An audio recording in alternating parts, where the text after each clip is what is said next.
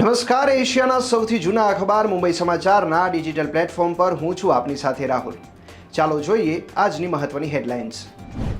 નવી દિલ્હી સ્થિત પાર્ટી મુખ્યાલયમાં બીજેપીની સંસદીય બોર્ડની બેઠક યોજાઈ. વડાપ્રધાન નરેન્દ્ર મોદી સહિત તમામ ટોચના નેતાઓ હાજર રહ્યા. વડાપ્રધાન નરેન્દ્ર મોદીએ આજે નવી દિલ્હીમાં 11,000 કરોડ રૂપિયાના બે મોટા રાષ્ટ્રીય ધોરીમાર્ગ પ્રોજેક્ટ્સનું ઉદ્ઘાટન કર્યું.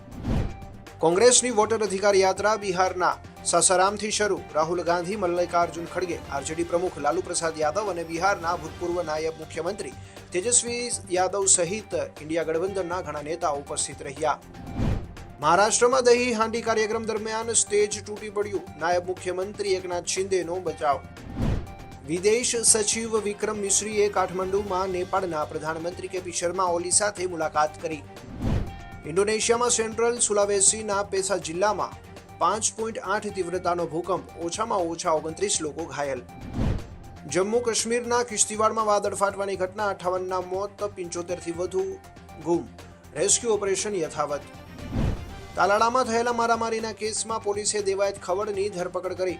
પોલીસે તેને વતન દુધઈ ગામથી ઉપાડ્યો હતો. ગુજરાતમાં સાર્વત્રિક વરસાદ વરસ્યો.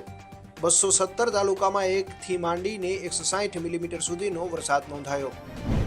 તો આવા જ માહિતીસભર વિડીયોઝ માટે જોતા રહો મુંબઈ સમાચારનું ડિજિટલ પ્લેટફોર્મ.